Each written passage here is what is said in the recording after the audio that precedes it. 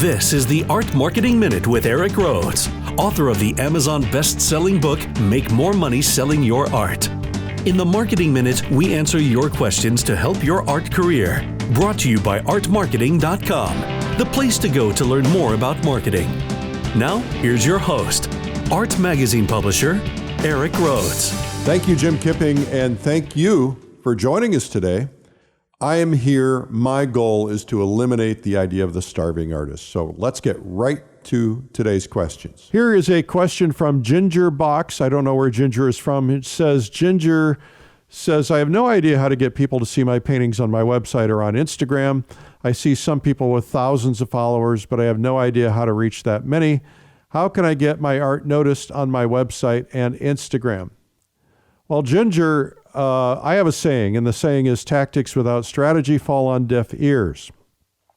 What that means is that unless you have a clear purpose, and maybe you do, a clear purpose or a clear direction for your messaging, everything will be cloudy and your response rates will go down. You won't get the followers you want.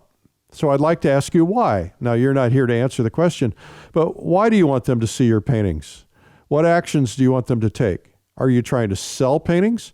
Are you trying to get them to friend you? Do you want them to join your blog? Do you want them to visit your website so you can capture their email address? Each of those would be a different strategy, and you want to have one clear strategy that you want to accomplish with whatever it is you're trying to do, whether it's Instagram or Facebook or something else, because the strategy you use will be more on track depending. The answer to your question varies depending on the strategy. So if you want to sell paintings, a great strategy would be to get them to come to your website, of course, not just to see paintings, but more importantly, so you can communicate with them about other things that you're doing, and that's why you want to get their email address. And so you got to get them to give you their email address, and you got to create something, an incentive, a curiosity to get them to come there. You know, we use things like 240 plein air tips, and people come and get those, and that way we have their information so we can contact them and tell them about all the cool stuff we're doing. All success is based on repetition, Gina. Is it Gina or Ginger? Ginger. And so people need to hear your message 7 to 10 times in whatever method. You know, sometimes it's on Instagram or Facebook, sometimes it's an email, sometimes it's something else. But you want to get 7 to 10 impressions in a fairly short period of time. And most people will visit a website one time and they'll never return again. Once they've looked around, they're thinking, well, I've seen it. They don't think like, well, I'll go back and see what's new. You got to kind of get them to do that by other things. So what you can do is once you get them to your website, get their email, then you can ask them if they want to opt in for your newsletter or for something else you're going to do. And if you can get them to provide that, or even a mail address, then you can send them, a free ebook. You can send them a free book. You can send them different things. And it's that repetition that really sells product, if that's what you're trying to do.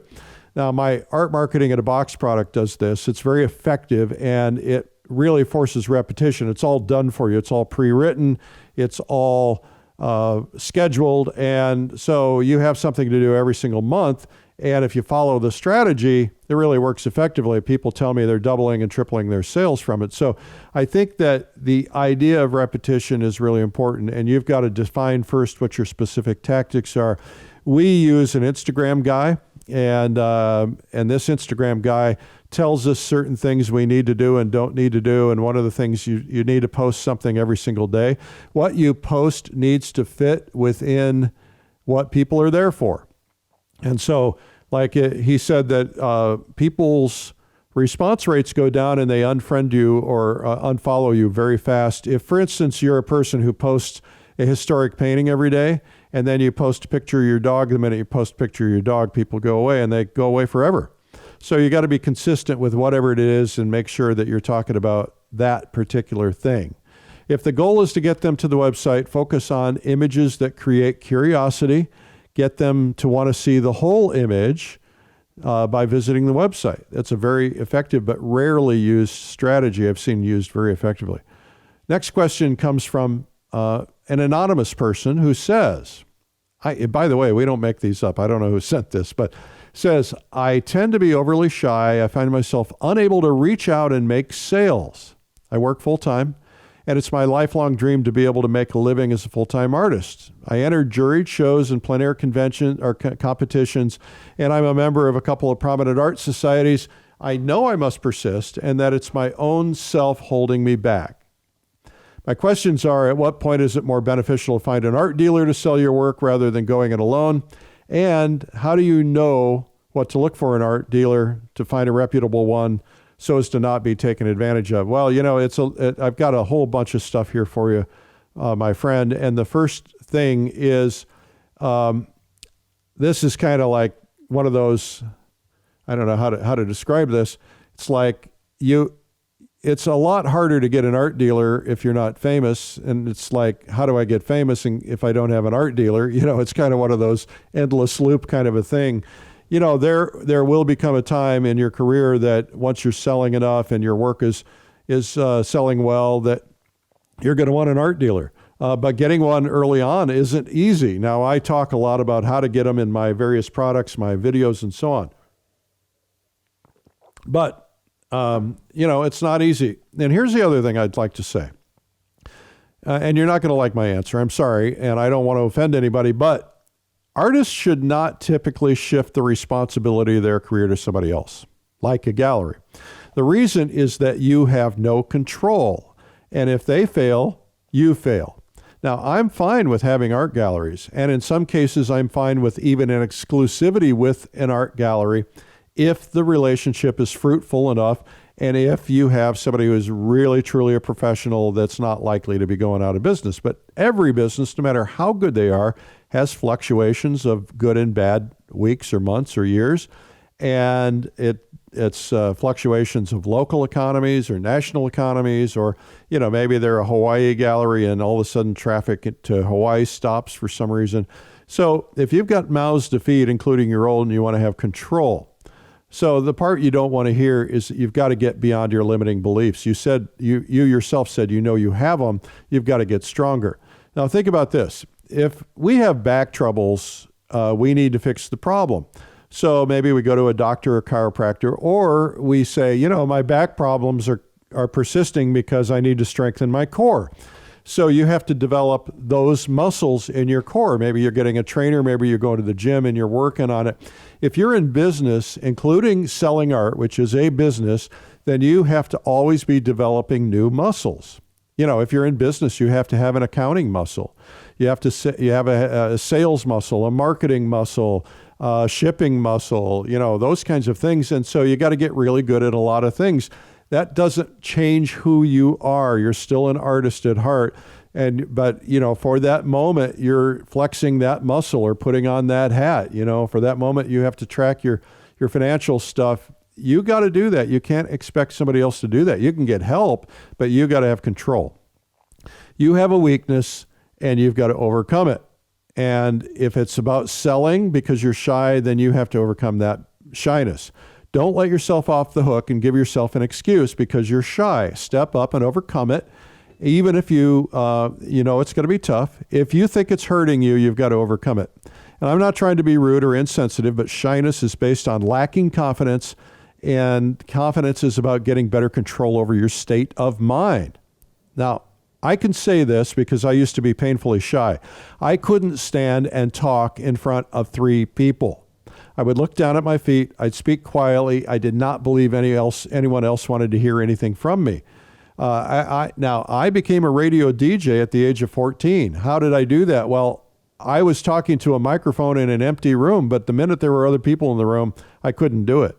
And so I had this alter ego, this other persona.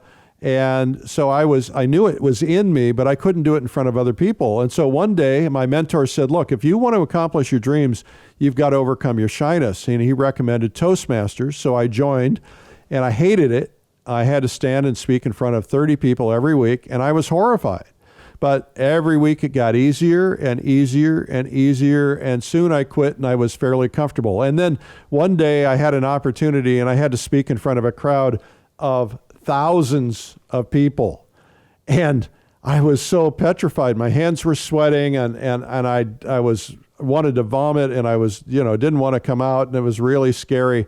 but I got out there and I knew my material, because if you know your material, you have confidence. I knew my material, I had rehearsed it, and I pulled it off. And I want to tell you that I do art marketing boot camp at the Plein Air Convention every year in front of 1,000 or more people, and I'm up there for 3 mornings in a row for an hour and 15 minutes or something.